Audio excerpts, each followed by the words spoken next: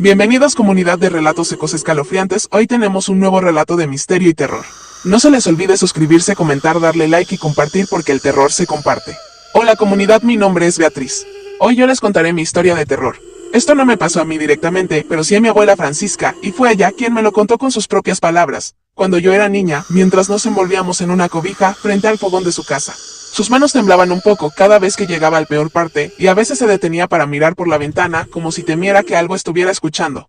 En un pequeño pueblo enclavado entre las montañas de Veracruz, se encontraba la llamada Montaña Roja, conocida por su color rojizo que nunca cambiaba, incluso durante la época de lluvias. Allí vivió mi abuela cuando era una niña de apenas 8 años.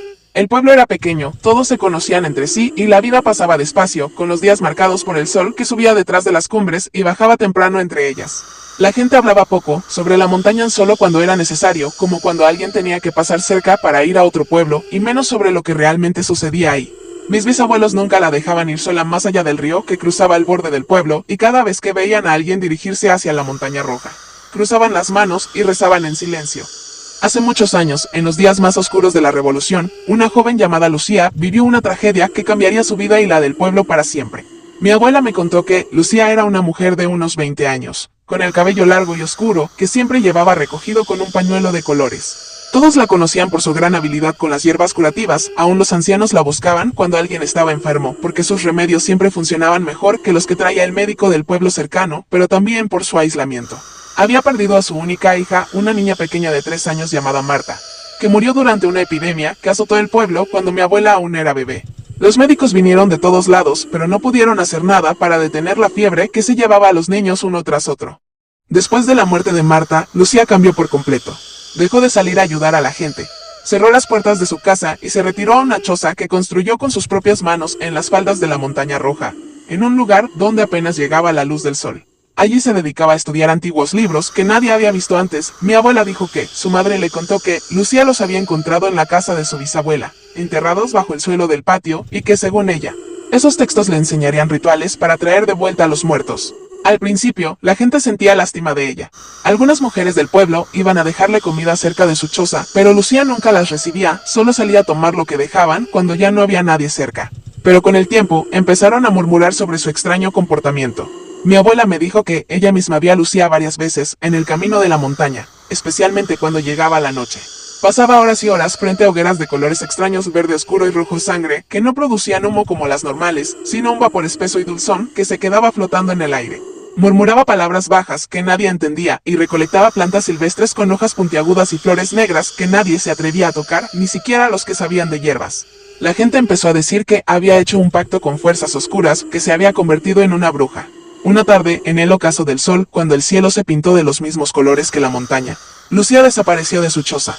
Algunos niños que jugaban cerca dijeron haberla visto caminar hacia la cima, llevando en sus manos un paquete envuelto en tela negra y el cuenco de piedra que siempre llevaba consigo. Nadie la volvió a ver después de eso, pero esa misma noche, cuando el pueblo ya estaba en silencio y todos dormían, unos ruidos extraños empezaron a salir de la montaña. Eran como gemidos profundos, mezclados con cánticos guturales que parecían provenir de muchos lugares a la vez. Los sonidos eran tan intensos y desgarradores que los vecinos se despertaron con el corazón acelerado y las ventanas de las casas temblaban con cada nota. Mi abuela me contó que su madre la tuvo que tapar los oídos con una manta porque los sonidos hacían que se sintiera mal de la cabeza y tuviera ganas de llorar. Nadie en el pueblo se atrevió a subir a ver qué pasaba, ni siquiera los hombres más valientes, y todos pasaron la noche en vela con las puertas cerradas y los candelabros encendidos. El origen de la leyenda. Mi abuela me contó que esto le lo contó directamente el señor Javier, un hombre que vivía en la otra punta del pueblo y se dedicaba a cuidar ganado. Eran días después de la desaparición de Lucía, y el señor Javier había perdido a 3 de sus mejores vacas, las que le daban más leche para vender en el mercado, así que decidió ir a buscarlas a las faldas de la Montaña Roja, a pesar de las advertencias de todos.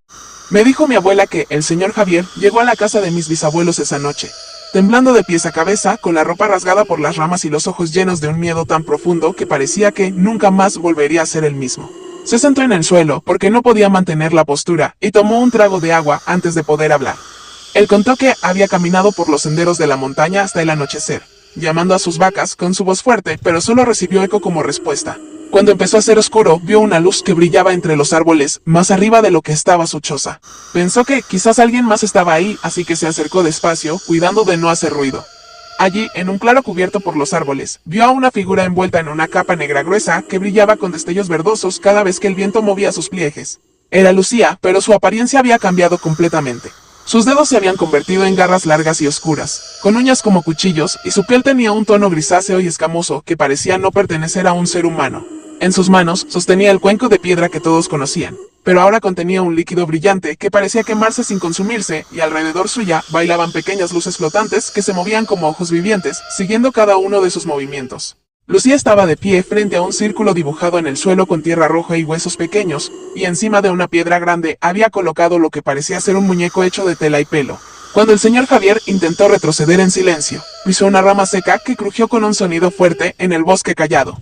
Lucía lo vio de inmediato, y giró la cabeza con un movimiento brusco tan rápido que parecía imposible para un cuello humano. Su rostro estaba distorsionado, con los ojos como brasas que no paraban de moverse y brillar, y de su boca salían palabras en un idioma antiguo que él nunca había escuchado, con un ritmo lento y pesado que hacía vibrar el suelo bajo sus pies. Después de unos minutos, dejó de murmurar y le dijo en castellano, con una voz como de piedra desgastada por el tiempo: quien busca lo que no le pertenece, pagará con lo que más ama. Antes de que el señor Javier pudiera huir, Lucía extendió su mano hacia él sin moverse del lugar. En ese instante, él se quedó paralizado donde estaba, sin poder mover ni un dedo, mientras las luces flotantes se acercaban a él y le rozaban la piel con un frío que llegó hasta los huesos. Solo pudo escuchar un último susurro antes de que la oscuridad lo cubriera por completo. Tu ganado es mío ahora, y pronto vendré por más, la maldición. Mi abuela me contó que el señor Javier regresó al pueblo como un hombre mudo, con los ojos vacíos y mirando siempre hacia la montaña. Pasaron 3 días hasta que volvió a hablar, y cuando lo hizo, solo repetía las palabras que la bruja le había dicho como un eco que no se iba de su cabeza. Al día siguiente, su ganado apareció disperso por los campos que estaban cerca del río, cada animal con una marca extraña tallada en la piel con algo afilado, un círculo perfecto con 3 líneas que se cruzaban en el centro, justo en el lado del corazón. Pero lo peor fue que su hija menor, la pequeña Rosa, que tenía 7 años y era amiga de mi abuela, con quien jugaba las muñecas todos los días después de la siesta, desapareció esa misma noche. Nadie la vio irse, las puertas de su casa seguían cerradas y no había rastro de fuerza en ninguna parte.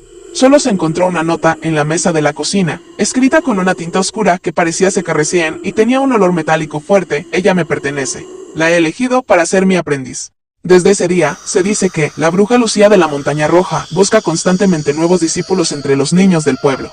Mi abuela me contó que los atrae con canciones suaves que parecen venir del viento, melodías que recuerdan a las que las madres cantan para dormir a sus bebés, pero con palabras extrañas que nadie puede entender.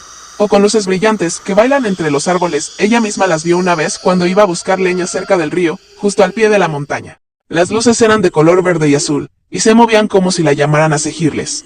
Tuvo que correr hasta su casa, sin mirar atrás, y cuando llegó, sus piernas temblaban tanto que no pudo pararse sola. El último encuentro. Hace unos años, cuando mi abuela ya era una mujer mayor, un joven llamado Carlos decidió desafiar la leyenda.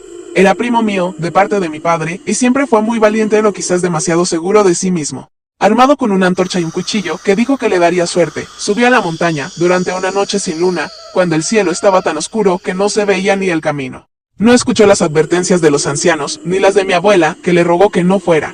Quería demostrar que todo eran cuentos para asustar a los niños, que no había nada en la montaña más que árboles y piedras. Mientras subía, el camino se hizo más estrecho y difícil, y el aire se volvió cada vez más frío. Empezó a escuchar ruidos pequeños, como pasos suaves sobre hojas secas, pero cuando se detenía para escuchar mejor, no había nada más que silencio. Luego, justo cuando llegaba a la mitad de la montaña, empezó a escuchar algo que lo hizo detenerse en seco, una voz suave y familiar que llamaba su nombre. Carlos, Carlos, ven, estoy aquí. Necesito tu ayuda.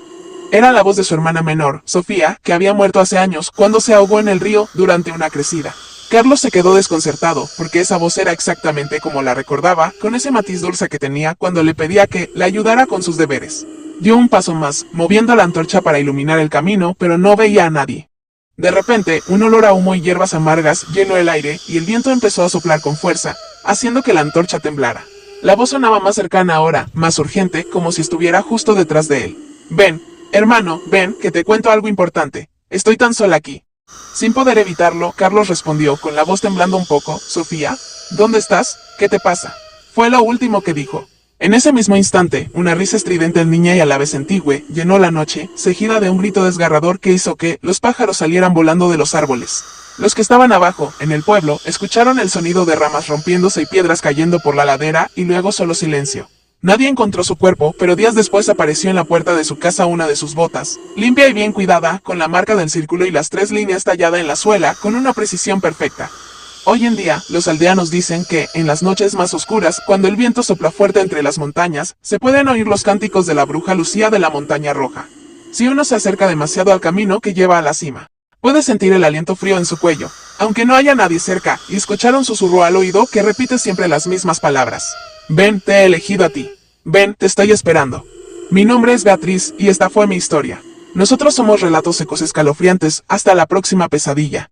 No se les olvide suscribirse, comentar, darle like y compartir, porque el terror se comparte.